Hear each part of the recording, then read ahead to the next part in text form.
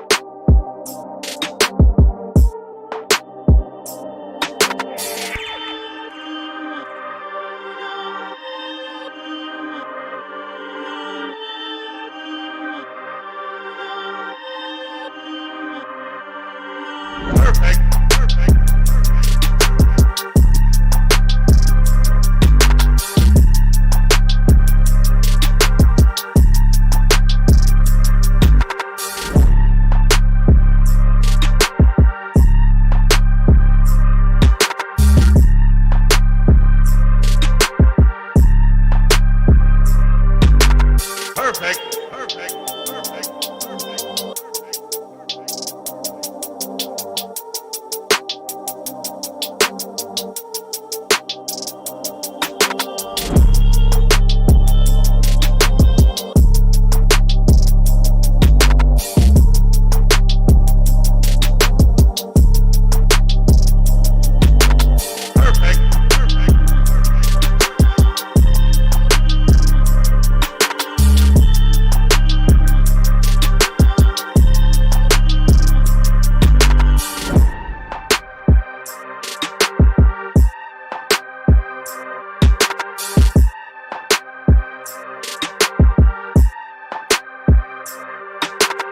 Perfect.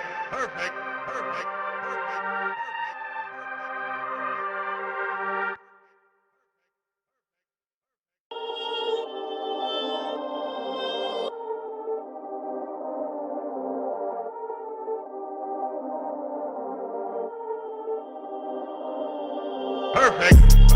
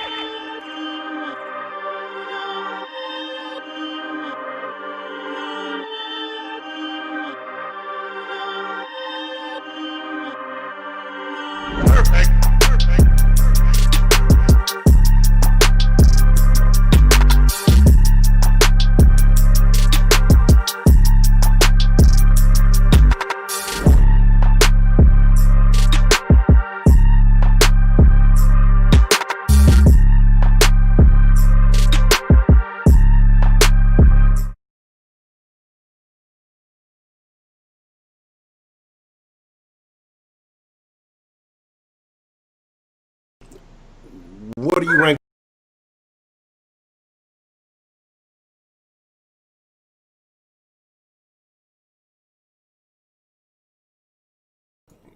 What's the motherfucking deal, man? Welcome to Sauce Sports. If you're not familiar with Sauce Sports is a Houston, Texas homer network. Means we talking all sports, but only HTOWN, man. Again, like I said, the freshest flavor HTOWN sports.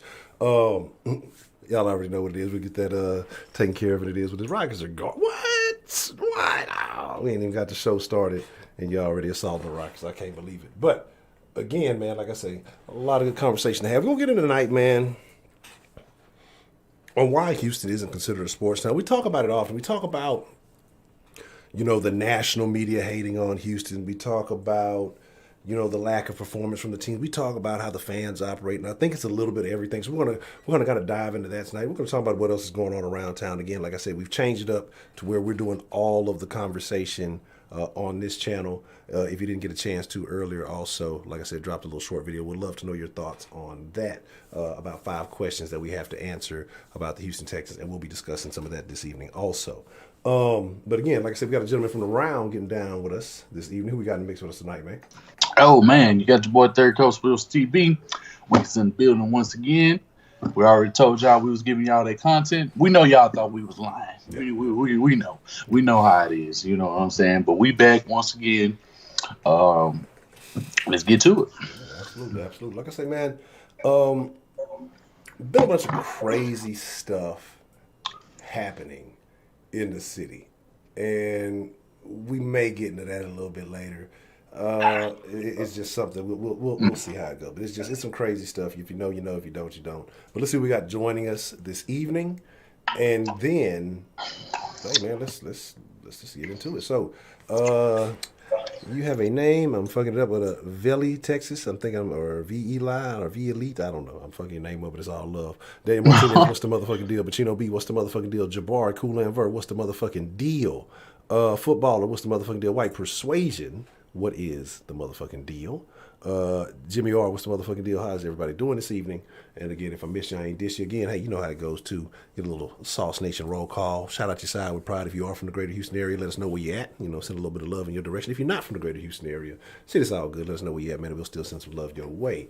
But like I said, getting into it, for those, I guess, who don't know and should know, apparently Russell is hurt. I don't know how bad it is. I believe he's supposed to have another MRI coming up soon. So, interesting turn of events with the Rockets situation right now, right? I didn't get to catch the game earlier, so I don't even actually know, what happened or all of that. So I don't know. Sounds like they lost. According to some of the things that are going on. So it's unfortunate if it is. But my thing with the Rockets, man, it has just been, honestly, it's been bad luck. And I hate it because it's really fucked up for the James Harden narrative. Motherfuckers get mad at James and praise other players for the exact same shit. You know what I'm saying? I really appreciate the love, Houston, Texas talk, the super saucy, super chat love. You know what I'm saying? And it's like, it's my thing is just like, man, they just fall into some very unfortunate situations. We're talking about the CP3 thing, the years that they were actually doing fairly well. You're struggling with the Golden State Warriors. Harden's had to carry an off-brand team of basketball players many years, before he really started getting that help. And again, once he gets the help, then the help's not durable. You know what I mean? So it's like, it's crazy. Gordon came back today? Okay, cool. All right, well, that's the thing. I think Gordon just has to get into a rhythm. And if he can stay healthy, I think Gordon, honestly, is the biggest factor. Like, Russ is cool. Y'all know I'm not a big Russell Westbrook fan, like, from the jump anyway. But Russ did something the other day. What game was that? I forgot who they were playing. Might have been the Dallas game. I don't know. Did he play the Dallas game? And I was like, you know what? He does that a couple more times. It was a putback or something he did. It was nice little finish he had. But like I said, I'm still not the biggest Russell Westbrook fan. He's balling, he's hooping. It's just like, it's just something about his game I'm not a big fan of. But again, if the Rockets are using him and they're winning, then cool, right? Like, I want the wins. That's ultimately what counts. Whether I like his style of play or not, it doesn't matter. But again, I would love for Harden to have that second superstar. What I do like about Russell, what he does bring is that demeanor. You know what I'm saying? And So like the Rockets need that, but I think James has picked I think a little bit of it's rubbed off on James, and so we'll see because I almost feel like James is starting to embrace that bad guy role. Like that's what all teams. Wise, what's the motherfucking deal? IG stories. What are those? And who are you, Heidi? I've never heard of you before. DeMarkey. Yeah, Harden. Who the fuck said AD was better than Harden? That was proven, right? So, again, let me close the text now. Driving like Trill. Okay, hold on. You should pull over, yell at somebody, and pull a Karen. You haven't truly lived your maximum white woman potential, Heidi, until you've Karen somebody. So you do that, and then we'll talk. But no, I'll bullshit to the side, man. I'm big on like the city of Houston, right? And I talk about why we're not a sports town, and I disagree with that statement that I put out there that we're not a sports town. I feel like we are a sports town in the fact that we have some of the best high school sports. in the nation. Just period. The talent that's come through this city. It's a laundry list of names, you know what I mean? Just from the professional level. And if we're talking about just amateur, like from high school and collegiate guys that have come through here to go elsewhere. It's almost like Houston is a farm system. So much football talent. I think the best quarterbacks come from Texas. And generally in the Houston area, right? So my deal is, it's just, and again, when you're talking about football, high school football, it's Katy or it's North Shore. And everything else is pretty much irrelevant. That's Houston area. You know what I mean? So it baffles me. It bothers me, because so much talent that leaves from Houston. But it's like we don't get it back often. The teams are starting to, I guess, maybe in the last few years, able to stock up on talent. The Astros kind of did it their way. I think I don't understand baseball, so I'm not going to act like I know what the fuck is going on. I'm going to channel my inner Hector, and I'm going to fuck it up. You feel me? But no, as far as drafting talent and things like that, Rockets don't fucking draft, but they've been very aggressive when it comes to free agency and things like that. But I'm going to tell you why. I'm going to tell you why Houston is not viewed as a sports town, honestly. This is the only thing, because there's a championship in every sport in this town except for one. And that's the pigskin. That's the sport of all sports. So until Houston wins the big game in football, like Houston will never be considered a sports town. Like we can win on everything else, but nothing else really matters. You've got NBA championships, depending on who you ask, they got asterisks on it. You got baseball championships, depending on who you ask, they have asterisks on it. They backdoored them right back, to the World Series basically. Even though the talent is there and all those things, like nobody.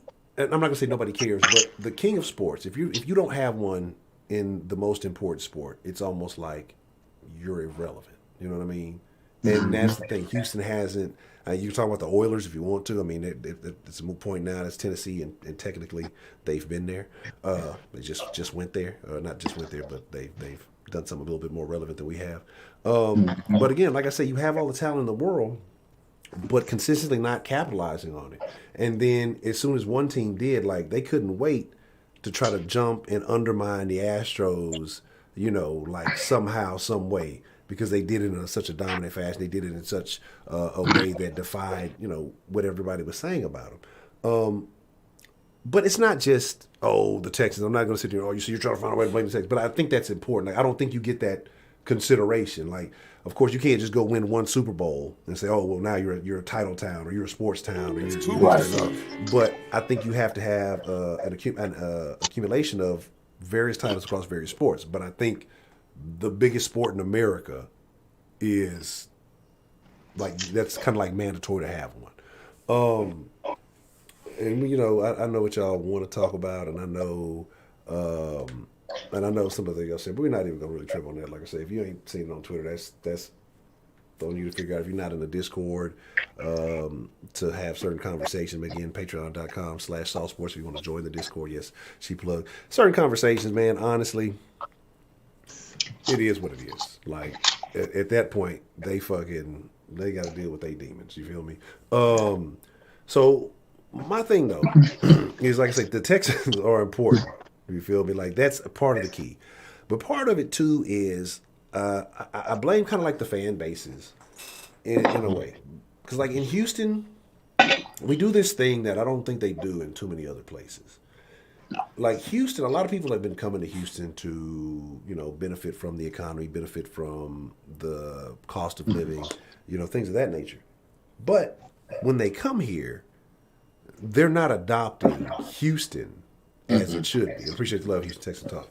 So what they're doing is they're bringing their old teams. They're bringing this. You see so many fucking Cubs fans and fucking Red Sox, like crazy fans. They're bringing their stuff from elsewhere. And again, and not like I say, not really embracing this Houston thing, and I think that hurts. And so we as fans, we like allow that. Like we're okay with that. Like we don't be holding people's feet to the fire. We don't hold people accountable around here. It's like there's so many out of town, and not even just out of town, like local born Houstonians that are like fans of other random ass teams. I know several of them in my hood. Yeah, and that's crazy. Like, yeah, like how are you a fucking Rams fan? How are you a Pats fan? How are you a fucking like the only one I can understand is you being a Titans fan. And as much as it's disgusting, I can understand it makes sense. You know what I'm saying? Like aside from that, you're like, what are you doing? And it's crazy. Like, not just football, all sports. Yeah, you got Cowboys fans, like all of that. And so, even though we have professional teams, even though we have, we're a major city, like, but the third largest, I think, in area, maybe I think fourth largest in population or something like that. Or maybe I might have it backwards. It might be first largest in the area. Anyway, we are first largest as far as land mass. Yeah. And so it's like, yeah, Saints too, man. You know what I'm saying? And that's a problem too, Wise. Yeah, but I think that problem has been resolved. And I want to get into that. That's going to be the third point. Like I said, it's a three-pronged thing. It's a trident. It's the teams themselves not necessarily performing up to par. Even though I feel like the Rockets have been relevant as of late, the motherfuckers just hate Harden. And I feel like, of course, the Astros have been relevant. Like, motherfuckers are making their whole platform about shaming the Astros and writing articles why we can't boo the Astros and shit like that. Exactly, Ben. That's what I'm saying. And that's also what it is. Like, we don't care. Like, we just, like, I just talking about when Kubiak was here and how he kept going back to Schaub. Like, he was loyal to a fault. Like, that's what cost him his job because he couldn't realize, all right, it's a wrap. You know what I'm saying? Like, hey, you my guy. I fuck with you, but it's time to go in a different direction. Like, we as fans are loyal to a fault. And I'm not saying just abandon your team and be a bandwagon. I'm not telling you to do that. But at the same time, we don't hold our teams accountable here. We talk about it all the time. Motherfuckers in L.A., they riot and shit. They fucking, they acting up. And next you know what happens, LeBron pop up and AD pop up and now you got a team. You know what I'm saying? And all these other places like, again, like I say, they don't accept this lackluster shit. We've talked about New England forever. And I'm sure even with Cam there, they still have a standard of expectation. Like, Belichick's still there. They're going to expect wins. They're going to expect Super Bowls within the next, couple of years. They're going to want to keep that tradition going. Now, will it happen? I think, you're going to have to wait and see. But you don't hear, like, fans of good teams, great teams, come in and say, hey, man, I just hope we make it to the playoffs. Hey, man, I just hope we win the division. Like, they're talking about the Super Bowl, but they're talking about the Super Bowl because they know how to get there, because they have that expectation. They don't, if the team falls short and falters, they're going to hold them accountable. You know what I'm saying? They're going to say, hey, now this ain't acceptable. So-and-so is trash. It's like if you listen to media in other big markets, go listen to Boston radio, go listen to New York radio, go listen to L.A., like, yeah, you say Philly, Philly the Heat worse in sports. That's what I'm saying. Like, them motherfuckers in Philly eating horse shit. Like, they so happy they won some shit. But my thing is just like, they hold themselves accountable. Like, you listen to me, they put pressure. Like, we don't do that around here. You know what I'm saying? And again, so you're just like, well, how can we do that? Well, part of that is the media that you support, right? So, and this is the third prong. That's what I'm saying. Like the fans don't necessarily hold them accountable, but the media doesn't either. You know what I mean? And that's part of the problem. Like we have a lot of out of town media that's coming on the mainstream. And again, and I'm a big proponent. I've said this all the time. Support independent sports media. I fuck with pretty much everybody who's doing independent sports media, whether it's YouTube, whether it's podcasts, and like, people who are dedicating their time. They're not guaranteed anything. You could go do a bunch of bullshit at some of these majors, and you're gonna get that paycheck, and that passion's not there. That's why I fuck with them because it's if they're not passionate about it, they're not doing it. If they didn't care about it, like they wouldn't be doing it. It's not just this is what I do. This is what I got a degree in. I'll go to this city and talk about whoever because it's cool. Like so. That's my deal. Texas Paddle, D. Pritch, what's the motherfucking deal? What? Heidi dropping OnlyFans in medical school? That's gangsta. I fuck with it. What you got to do is, the first thing is get some whatever that is that they inject ass with, and well, you know the drill from there. Anyway, my thing is just like this, dog. Like, I feel like it starts with us though, because the fans are the ones that spend the money. The fans are the ones that care about the team. The fans are the ones that it's all about. There's no fans, there's no team. But around here, it's like we got it backwards. You know what I'm saying? It's like we are at the mercy of the team almost. And I get it. Like I said, we talked about people still having that Oilers flashback, that lost girlfriend syndrome. But I think it's a point where, again, like I say, as people, you say, well, how do we hold them accountable? How can we say, again, you hold your media accountable because that's who's the quote unquote voice, right? That's supposed to be the voice of the people. It's supposed to be your media. And so that's why I say, there's certain platforms, they're not going to say anything negative. They're not going to keep it real. They're not going to be honest. And I think that's the problem. Because the team, the ownership needs to know how people really feel. But if people are cutting people off or they're hiding the message, then how can the people really be heard? You know what I'm saying? And they can't. That's why I say that's like the sauce is the voice of the folk. We're going to get the line back going and all those things because it's really about people having a voice to express themselves honestly. And that's what sauce always been. Fans talking to the fans. Never been no, I'm an expert and I'm a professional. And I don't care about that shit. Like, what genuinely drives the sauce is fucking with y'all. You know what I'm saying? Like, because whether the Texans win or lose, we're going to have these conversations with y'all. We're not talking to them. I mean, it is what it is. Like, how do the people feel? Are y'all really fucking with us? Y'all disappointed? Are y'all supporting it? Like, do we need to do better?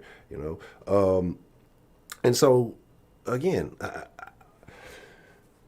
I don't know. Again, I can't tell you what to do.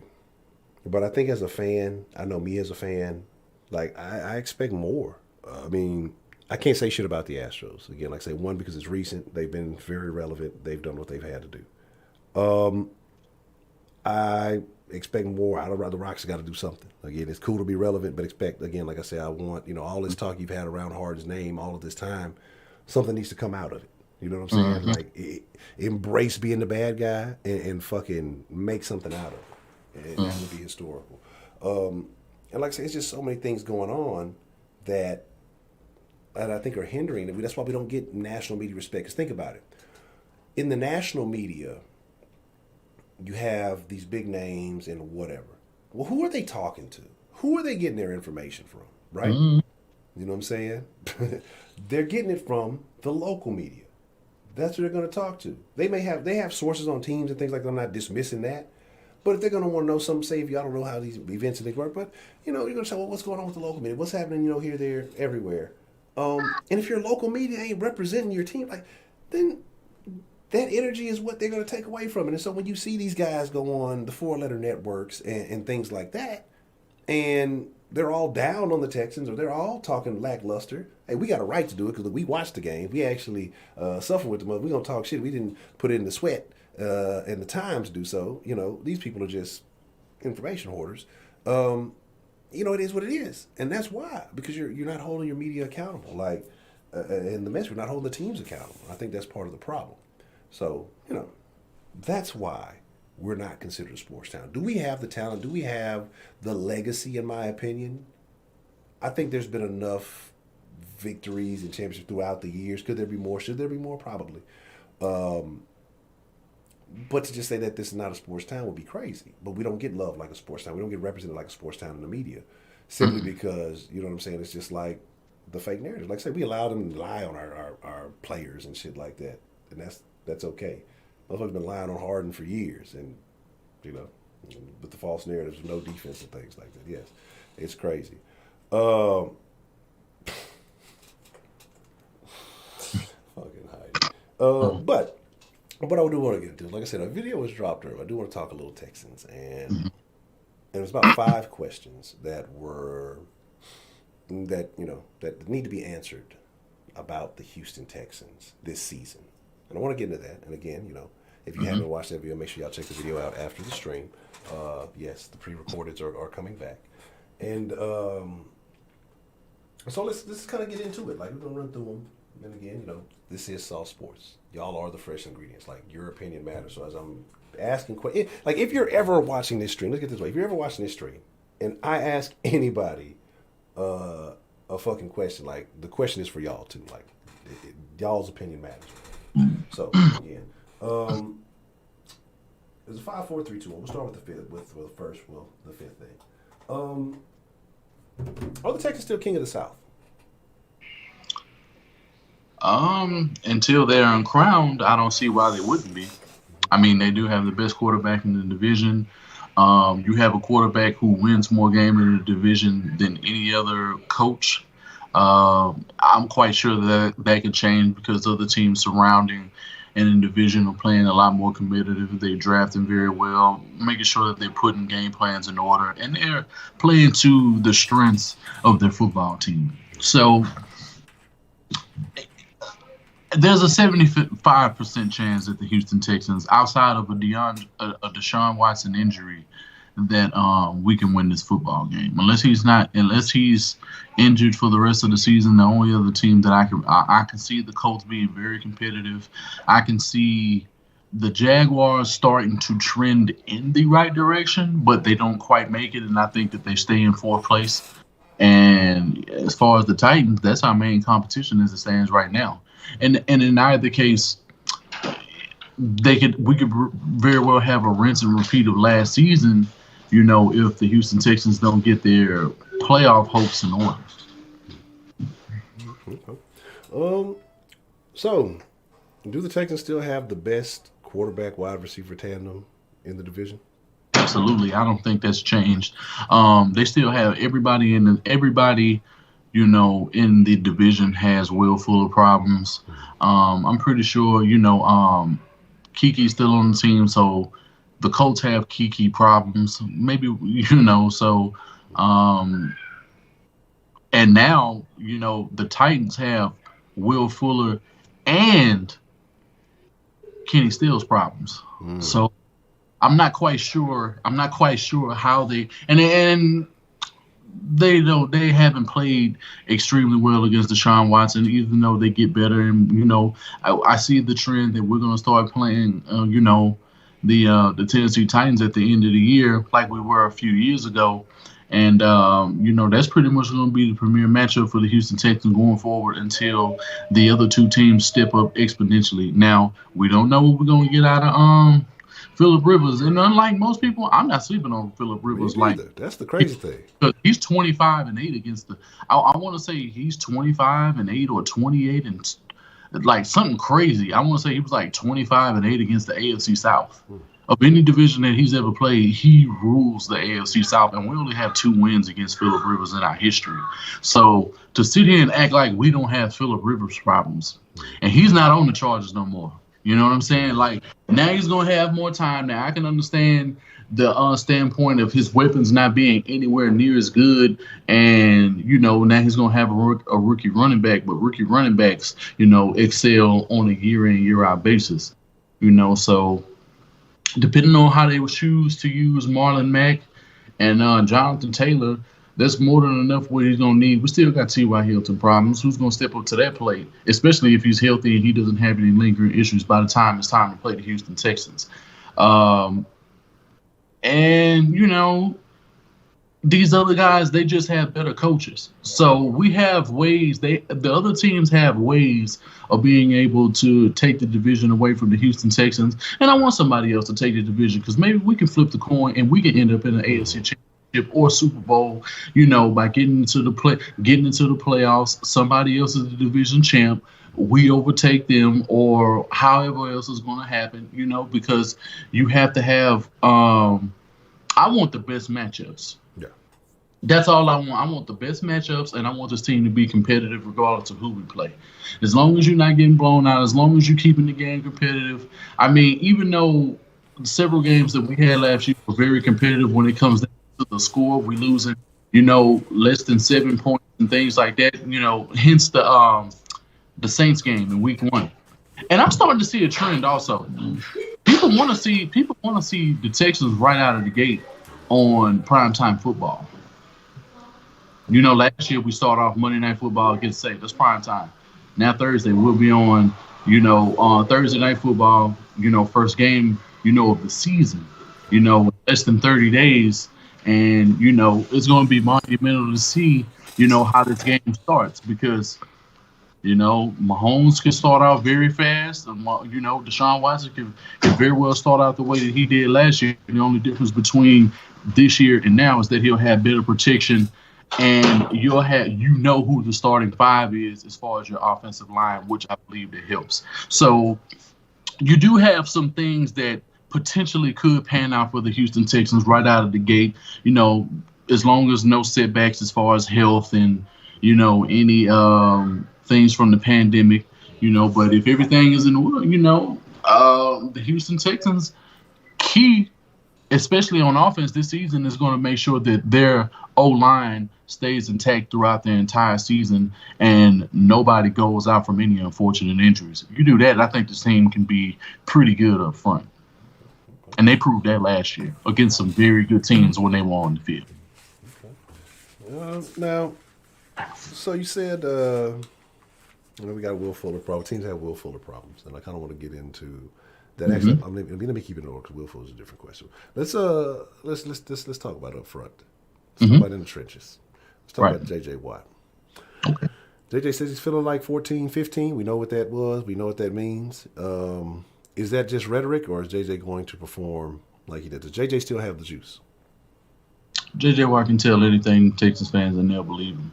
But somebody, he's that girlfriend that says, I won't do it again. Next thing you know, your best friend was over at your house unannounced and he didn't call you. He's a little bit sweaty, around the neck ring, and, he got a pool of sweat on his back, that he keeps turning, so you don't see it, so you don't ask him, what's that? So that's one of the things that we got to worry about with B.J. Watt. As long as he keeps his health in order, he'll be okay. But just because he plays and he's a little bit healthier doesn't mean that he's not going to have some things that he can't do athletically that he used to be able to do. If he says that he feels good so what? At the end of the day, who are you trying to convince? Nobody who's really about that action has to go out and say anything. If I'm going to unsubscribe from somebody, I don't need to announce I'm unsubscribing before I actually make my exit. Why don't you just get on the field and you turn back into that humble dude and that fucking killer you used to be, that we haven't seen on the regular, for quite some time now. I mean, I know you made a little sneak preview a couple of years ago when you had a specific somebody on this football team, but since then, you've been a shell of yourself. And you were even a shell of yourself even before that. So, we'll see. I don't care about words. I care about action, That's one of the things I loved about Beast Mode. He didn't want to talk. He wanted to get on the field and prove it, So, at this point in time, anybody who has to keep reminding you who they are, obviously they're nobody anymore. Okay. So, I mean, I don't, you shouldn't have to talk yourself up in order for you to feel motivated. If you're as good as you say you are, and if your health is good as you can, keep that shit to yourself and get on the field, prove it, make sure that you make something happen, and don't make any excuses. We don't want to hear any. Okay. I'm going to another name, like I said, another player, another injury concern. Will Fuller, man, we haven't seen a full season from Fuller yet. 14 games was his best season. That was rookie year. And it's kind of been up and down since then. So what are we expecting out of Fuller? Can Will Fuller play a full season this year? Like I said in the last sauce, yeah, some guys they have injury history. I seen an interview where he just did, that I was looking at earlier, that he did with the Houston Texans, and they were talking about some of his things, and he was talking about his posture, and he was also talking about lower back injuries and just, not having enough strength in his lower back, that was causing a lot of the, the lower body injuries as far as his groin, hamstrings, and things of that nature. So, maybe the strengthening factor, maybe him working on his posture and fine-tuning the small things that he said, in that video, hopefully, that pans out for him. He can't play 16 games because if the man plays 16 games, he can be very deadly. I would see him, probably with a 19, 20, yard average, as far as his catches, and things like that. I could see him having high volume, with yards after the catch. And the man has shown that he can go up and go get it and make the tough catches. He was doing that with DeAndre Hopkins on the field. So to say that he can't make the tough catches, come on, man. We've seen him make tough catches. It seemed like the tougher the catch, that was the more that he was making. Yeah. The easier catch early on, in his career, well, the first year of his career, is like those were dropped. And we saw a little bit of resurgence of that in a couple of games last year, hence the Kansas City game and week since last year. But hopefully, we don't have that situation because we don't have to be leaning on him heavily. But regardless, you still have way too much speed, and he's a person you can't worry about. But I'm pretty sure they're going to do everything they can to make sure that he doesn't defeat them on the field. But there's also not a situation where teams think that they can run man on man all game long. Because if you're gonna do that, just like a few other people say, you're gonna get hurt. Yeah, it's gonna be. You're gonna get hurt. You're gonna get hurt really, really. Okay. Now this is what I want to talk about for a little bit. I think this is actually more of a complex, multi-layered thing. And that is the staff. Like, you got a lot of the coaching staff in new roles. Again, like I said, you got Weaver, and he's going to be a first-time defensive coordinator. Then you have, Tracy Smith, who's going to be taking over for Brad Seeley at the special teams coordinator. So, but he's been with Brad Seeley for a long time. So, we'll see. I'm not too worried about that. So maybe, it kind of just goes off without a hitch is what I'm thinking in that situation. But then you got Tim Kelly actually getting to be an offensive coordinator, actually getting to call plays. And, so this is going to be the first time he's actually calling plays in a regular season game. And again, the first game out the gate, Kansas City. You go back door, you got to deal with the Ravens. Like, it's going to be a lot of pressure on both of those guys, on Weaver and Kelly. How much leeway should we be willing to give them to start the season? Well, to be honest, they have all the leeway if they are able to do their jobs. I'm going to give them 100% leeway. And at the end of the day, I understand growing pains will end up having him, but you can't have too many growing pains when you have Deshaun Watson as your quarterback. You have all these weapons, so it's really no excuse for you to come up, exploit matchups, and do what England has done for so many years, and that's take away the best thing. And that's why I think a guy like Anthony Weaver is going to come in handy, because I can see him coming up with a lot of good schemes. He played for Rex Ryan, so he's going to implement some of that into his game plans, and I'm pretty sure he's going to move guys around. He's going to maximize his speed, his strength, and guys who have big playmaking ability. I think you'll see those guys on the field in every down and distance that's needed to affect the game.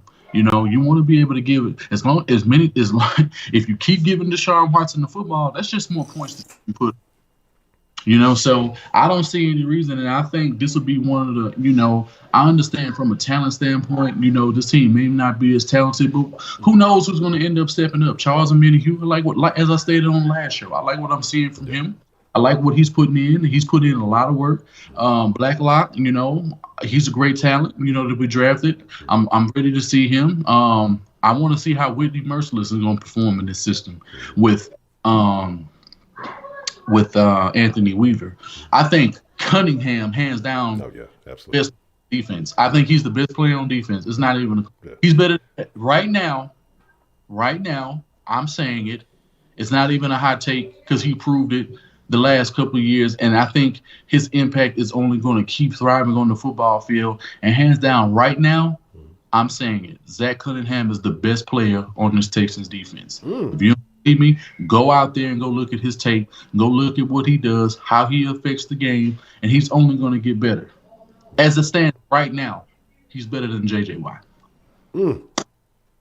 Hot sauce.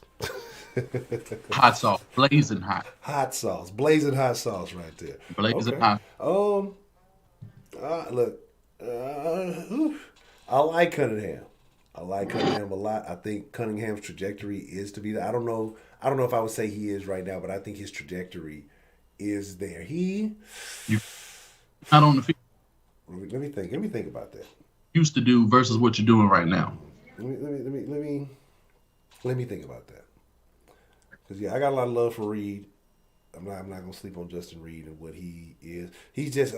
I'm hoping he's fully healthy because I think the injuries was health is the issue. Yeah, with him.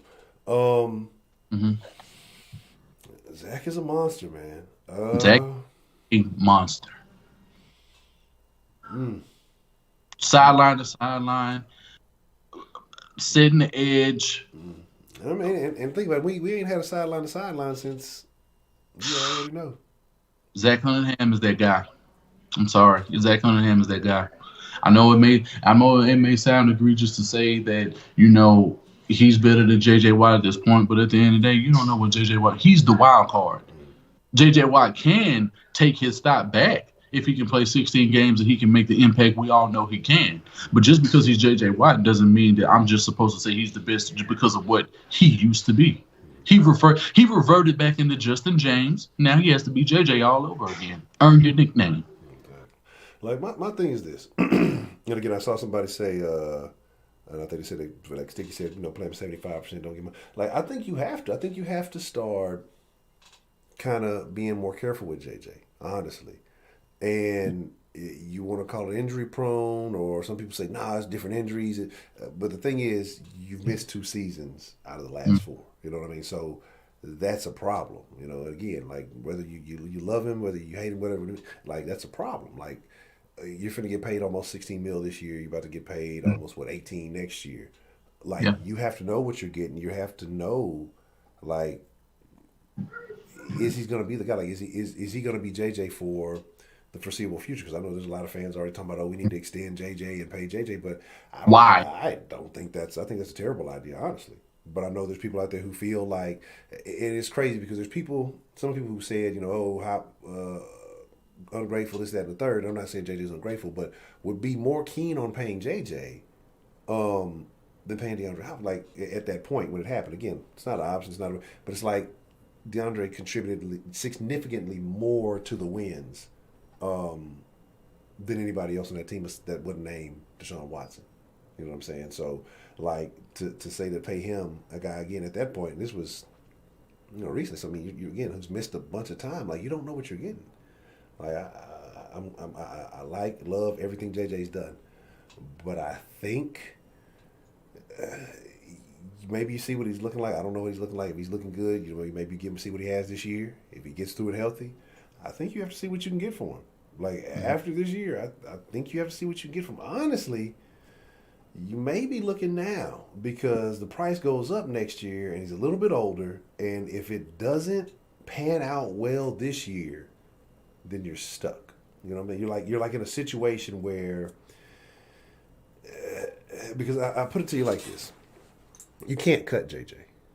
Like, there's no way you could let JJ just walk from the Texans. Then you've royally fucked yourself because everybody's mad. Now, if you trade him and get some shit back, you're going to have a good chunk of the fan base that's going to be mad. Right. If he leaves in any form or fashion, you're going to have a big chunk of the fan base that's going to be mad. But like as a Texans, you can't, like I said, you can't cut him and get nothing for him.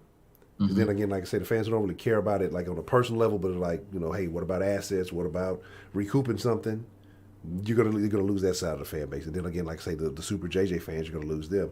And then again, if you just trade him but you get something worthwhile, you're only gonna, part of the fan base will be mad. You can deal with that. You don't want the whole fucking fan base mad at you for letting him walk. But like I said, it's a situation because $18 million. If he's not looking like himself, if you're not putting out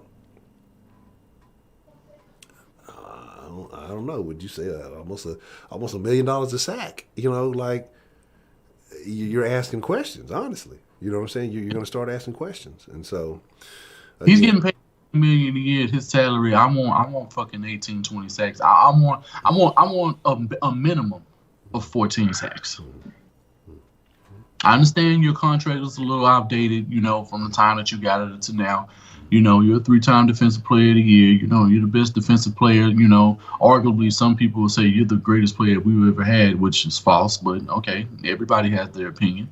You know, but, you know, not taking anything away from the man's legacy at all, because you can't do that. We all seen the product on the field. Correct. But no point in salivating, you know, on something you used to do. You know, Nicolas Cage is no longer a good actor. So why am I supposed to remember all the shit that he did when he was in Face Off and Con Air and all of these good movies? And now, when he's dwindled down, how can we sit here and say he's still an A-lister? Yeah. That makes a crazy story. Deshaun says, well, if JJ racks up 12s and gives you 16 games this season, then what about another contract? If he gives you 12 and plays you 16 games, then I think, you know, you entertain going into the next season. I don't think you entertain a new contract until you're for sure that you're getting health, and I wouldn't. And I think it has to be a pay cut. Like I don't think like people thinking about another $100 million contract for Jay. Like that's crazy. Like if you give him another contract, he can't make over $8 million a season. Point blank. Period. If you're paying a 32-year-old J.J. Watt who's diving into people's feet, these quarterbacks are getting way more athletic, and if you're expecting him to chase down Lamar Jackson, Patrick Mahomes, Dak Prescott, hell, Mitchell Trubisky and fucking Josh Allen, Aaron Rodgers, if you're expecting J.J. Watt to go out here and chase these dudes down, if he doesn't get a first step, flat out beat these guys and actually have the angle and his pad level is directly, you know, perfect to make a sack, or at least put somebody else in the position to be able to make a sack, or, you know, a big impact play, you're deluding yourself. Have you not watched this man the last 3 seasons and how he's diving fully and missing dudes, completely whiffing on them? And he's always going to be double and triple team no matter what, just because they don't want to have that occasional game where, oh, you think you just finna come out here and you're going to do some shit you used to do a few years ago. People ain't having that shit. People ain't afraid of J.J. Watt on the line no more. People used to be afraid of J.J. Watt, but it was all mystique. And when it boiled down to it, J.J. Watt has never brought it home when it counted the most. So why are we sitting here acting like, yeah, J.J. Watt is extremely fun to watch, but at the end of the day, all that shit went for nothing because of what? Poor quarterback play. So what good is a defensive end making all of these plays when you don't have anybody to make this shit worth something? It makes absolutely no sense. The only reason why that would even be remotely entertaining is if you do this, you know, you get, you know, 14 sacks over the next couple of years. You give him like $8 million contract per year. You know, if you give him like a $30-40 million, you know, extension or something like that, or you do something like how you did with Merciless, you know, over there, something, you know, if he gets something like the way Merciless did over the next 4 years and you give him a contract like that, okay, that's not so bad. But if you think you're finna be paying this man, you know, double-digit, 10+ million, you're just a crackhead. I say it would have to. I'd have to see what happens, because, like I say again, in 18, I thought it was a wrap. It was pleasantly surprised. You only pay J.J. Watt right now if you're in a position like the Cleveland Browns and they already have their premier pass rusher and a guy like Myles Garrett, or you bring him to a place like the Bears where they have a Khalil Mack. You know what I'm saying? Or you take him to the Rams where they already have an Aaron Donald and he can eat. He can no longer be your first option. If you're relying on J.J. Watt to be your best pass rusher on the team, and you think he's going to be able to sustain that high level of play that he once used to be, bro, get out of here. Those days are done. If he's not your secondary option, I'm sorry to say, Yeah, he could very well have a good season. I'm not going to discount the possibility of J.J. Watt having, because I don't want anybody misconstruing saying that I'm saying J.J. Watt is going to be trash this year. I'm not saying that. But for you to say that he's going to be able to do the exact same thing, because he's already proved, unless he had somebody else who was elite on the other side, it was no way he was going to get 16 sacks just 2 years ago. We immediately saw him go from 16 to 4 sacks in a calendar year and didn't even finish all those games. Now, a pec injury, the way he landed, I don't know. I don't know how you could tear your pec falling on the ground the way you did, but it's diving and falling on the ground and trying to make a play. You know, it's not his fault. And I'm not blaming him for his injuries, because I don't want it to sound like that either.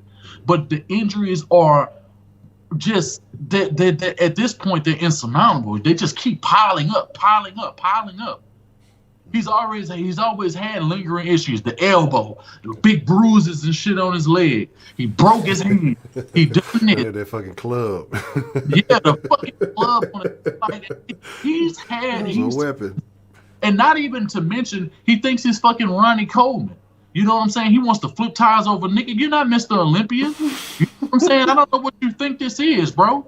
I don't know what you think this is. But, you know, I mean, he's changed his, you know, his way of doing things. And at the end of the day, because he's not under the trade like that, is the main reason why he's not able to make the plays the way he was. The training equaled his play on the field. If you can't train a certain way, and if you're already losing speed year after year after year, and everybody that you have coming into the league is faster and faster and faster, how the hell can you compete? Yeah. That's a very good point that you made. It's really interesting, because it seems like, honestly, JJ was in that in between. He was like a transitionary period between the statue quarterback to where we are in the mobile quarterback. Exactly. You know, and so there was a lot of success. But even in the South, there was a bunch of statues, from the Mettenbergers to the Locker actually had some wheels on him, if I'm not mistaken. I think Locker had a little bit of wheels. Appreciate the love too, Real Talk. Yeah, he just didn't have any pocket awareness. Yeah, he was just out there. Real quick, Real Talk says it was going to be very difficult to have an elite quarterback, elite receiver, elite offensive tackle, elite defensive end, and be able to do that. Bill O'Brien said. So he got rid of the elite receiver to pay everybody else. Like I said, you know, hey Jack, I don't know. Again, honestly, what I would like to see the Texans do, especially when you're going in a new direction with Weaver, I'd have liked for them to see what they could have gotten or entertained maybe some calls for JJ. I know the fan base would have hated it, but get some assets and get younger. Right. Like that's kind of where I think we are. We have a pretty young defense overall, and so it's got significantly younger. But like with JJ, like I think. Because I think it's a thing that happens, like you see with Harden, like you see with some of these other celebrities, not celebrities, these other superstar athletes. Like, it gets to a point, especially if that guy is that playmaker, other guys start expecting, you know, him to do this, that, or the third. Yep. And if he falters, it ends up getting us gashed. Because, you know, now you got motherfuckers kind of, JJ's about to make the sack, he's going to make the play, so they're kind of, you know, easing up. And then if he whiffs or something happens, now you're getting... like, yeah. So I think you got to get a situation where, unfortunately, maybe it's time to move on. And I know we love everything that's been done, but like I think we got to start thinking future. Deshaun's the future. You got to start thinking younger. You got to start thinking like changing again. If you're going to get a new defensive coordinator, I think you need to start. I mean, just again, maybe start building around Zach. Maybe start building around some of these younger guys. This debunks the whole argument right here, Honcho. As far as when it comes, see. It was cool. People can make cases why it was good to trade DeAndre Hopkins, right? Okay. You can come up with all kind. Oh, we don't have to pay him later. Oh, we got faster guys. Oh, we can make him. You can find all kind of potential reasons. But J.J. Watt seemingly is not the player. He hasn't been the best player on this team in 5 years. He has not been the best player in 5 years. So when he got hurt last year, everybody was like, oh, the defense is over. Mm-hmm. Because they look at him as the entire fucking defense. Correct. Okay, so now we know who y'all best weapon is. We'll take him out of the game. Matter of fact, we don't even need to double team him. Fucking did the dude from the Saints, did Ryan Ramczyk need to double team him? Nope. Handled him just fine. So I don't want to hear any, it's stupid to trade JJ because at the end of the day, you've already proven your own point, and you've proven that this man is no longer got the juice. Because the moment that he's by himself, you can key in on him, run to the other side, take him away. He can't backdoor the running back the whole game.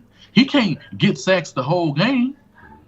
I mean, this is a game where, the natural order things are starting to take hold when it comes to J.J. Watt. He has other priorities. He got a brand to protect. He got a new wife. He worrying about things. And let's just be flat out, he ain't hungry no more. He ain't hungry no more. He ain't hungry no more. J.J. Watt ain't hungry. J.J. Watt ain't been hungry since he had help.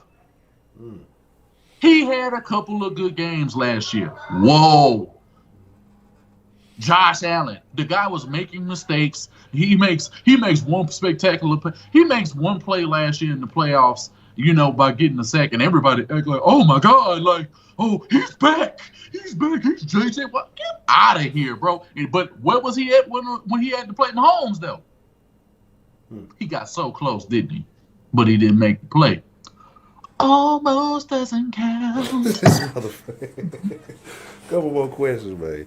Well, actually, we talked about what it's going to look like around with the new offense, new defense, and again, Tim Kelly actually finally getting to call plays, having some new weapons. Like, what are you expecting? Now, if he's actually been the play caller, we're hoping that we don't hear about OB coming in on Friday night after everybody went to bed, calling everybody, sending them text messages, hey, we're going to change the game plan for tomorrow. And I'm over-exaggerating a little bit, but if you didn't hear, last year there was a story about basically OB was coming out basically Friday after practicing all week and changing the game plan. So now you're getting, like I say, you don't get to practice, you don't get to execute, and so that's why I think, we blame Deshaun and all this other stuff, but I believe that was the real reason you had so many slow starts last year. Your team can't execute. You can't hold the players fully accountable when you come here and fuck shit up.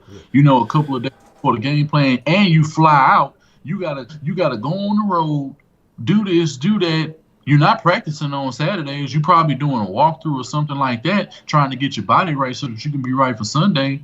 But how do you get to change something? Then you got to try to practice, and you've seen them trying to wing the shit during the games all last season. But what's super funny though? Think about it. The one game where you scored on the opening drive is the one game he probably didn't change because he didn't care. It was irrelevant. And that was that very last Titans game. That's the one game where you go out and you score on the opening drive. Huh?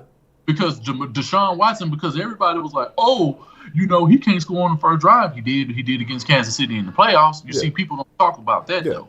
Yeah. It's easy how they'll gloss over, oh, he didn't score on the first drive all week, but in the playoffs, I understand, they didn't uphold their end, in that football game across the board. Yeah. That's coaches, that's players, that's everybody.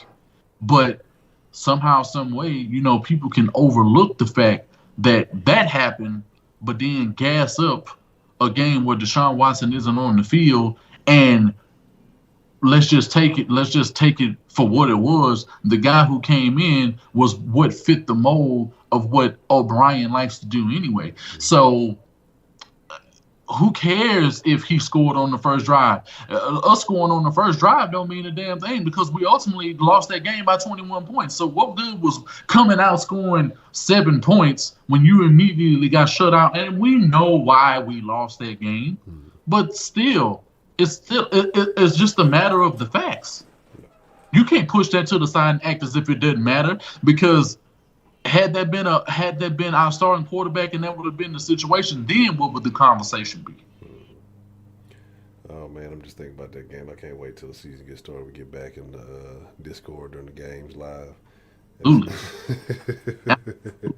then we'll actually be able to have the game on, look at the game. We can all watch the game together. We all see what's going on, but y'all more than welcome, because I expect the Discord to be extremely deep. I understand everybody's not going to want to talk, and y'all going to have y'all mute button on, but y'all going to be on that voice chat. Y'all going to hear a whole bunch of shit. Y'all going to hear a whole bunch of reactions, and we're going to make plenty of compilation videos throughout the year. y'all be on the lookout for that, Yeah, man. that's the thing. The Discord crazy without Gang. sports. When the sports, when it's actually when man, look, Jack, when the shit starts shaking, when it's going down, y'all better be a part of that thing. You're not a part of the $5 tier better. You better get in right now because who knows? The group might get closed off. It might be a thing. You know, it might not be a bad idea. No, you might want to close. Yeah, It you might might not want be to a close. bad idea. You know, like once we got the season in, we might be locked in for the season. So that's something to think about. We might have to talk about that after the stream. Let's get to kind of the last conversation, and then after this, we'll be in the Discord. I'll be in this. I don't know if we can make it. If you can, cool. If not, you better make it. Okay, cool. All right, bet. So we'll be in the Discord after this, and we'll see, if the rest around what they got going on. So if you are in, in the Discord, make sure we'll be in the voice chat after the stream. Watson without Hopkins. How is this going to play out? Like, so basically, what are you seeing from Deshaun Watson this year? What are you expecting? What are your expectations? I want to see another step in the right direction. That's all I see. One thing I'll never say, DeAndre Hopkins didn't make Deshaun Watson. So for anybody who's out here saying, they just had the right chemistry. They just knew each other so well, it was easier to make the right amount of plays. But if I'm going to sit here and act like no, because we can see what he was doing with Will Fuller and Jordan Thomas as well. We can see what he was doing with other guys on the field when they were involved. Kiki is a good player. Kenny Stills is a good player. Brandon Cooks is a good player. We're going to see a lot of these guys come to the forefront, and because he has a lot of deep options, he's going to be able to add a ball out like it was nobody's business. And if he was doing that with DeAndre Hopkins, he's going to be able to continue that without Hopkins. He's not accurate because of Hopkins. He's accurate because he puts the time in, works on his footwork, works on his mechanics, makes the plays under duress. Nobody who's in charge of that, not DeAndre Hopkins, Deshaun Watson. And he was doing that before he got here. So to say that, because I know what that question can lead to. And, a lot of people will misconstrue success to what somebody was able to do while they were on the team, but that's what a team does. They get it done. They work together.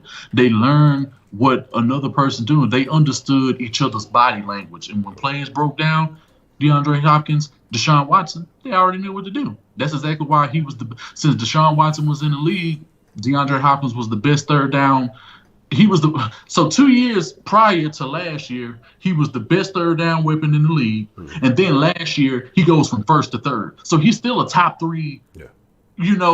That's just DeAndre Hopkins. Correct. You know what I'm saying? So for guys to sit here and act like, no, these guys were just a product of each other and having a cohesion and trusting each other. It's the trust factor. Now we're going to see who he trusts this season. And if he can't trust the guy, expect him to be extremely vocal about it. And don't be surprised if after the 8-game suspension is up for Antonio Brown, he may get signed. He may get signed. I think if the receiving corps is underperforming or if there's an injury by the time that they game, which is a good possibility, knock on wood, as much as I am anti-AB, I would not be surprised. Like, as much as I rail against it, and probably at that point in the season, I'll be like, fuck it, let's just make it happen. But I wouldn't be surprised. I really wouldn't be surprised. So, yeah, okay, look, we're going to throw some more hot sauce on that one, too. We on fire. Hey, man, you got me on. This Wing Wednesday, so I had to go ahead and I had to represent, man. I was quiet for a long time, and then, shit just come up out of me. You know what I'm saying? Okay. So like I said, we're gonna get ready to wind it down, but we're gonna hop into Discord. So if you are like I said, Patreon supporter, $5 shout out to DJ Wall. I saw you just played, man. Pledge, appreciate the love. We're gonna slide in there after that. And again, we have in the Discord there are tiers, well not tiers, but sections for every sport. So if you have a particular conversation you want to, be a part of, and that works. And so like I said, I'll go put the link in there after this. But with that being said, you got anything you want to say before we slide out? Man, we on fire. We back. It's going to get real hot, man. We're bringing a whole lot of shit to the sauce. You see the cup dripping at the top. I can't see it, but I'm sure you can. So, make sure y'all got y'all packs ready because it's finna get real busy. And we got a whole lot of shit to say for this upcoming season. Exactly. Like I said, it's gonna be. If everything should be as it is, you expect recorded content on a daily. I mean, y'all remember how it jumped off. It was buku recorded content. So we're gonna get back to that. Got a lot of little series we're gonna be doing. So definitely, I think y'all gonna like that. There's a lot, man. Like I said, we're really gonna be a sauce overload, man. We appreciate everybody who's just been supporting along for the ride. And I know some of y'all have some thoughts on that other thing. If y'all want to discuss it in the Discord, I think it's a more appropriate place for that conversation. Right.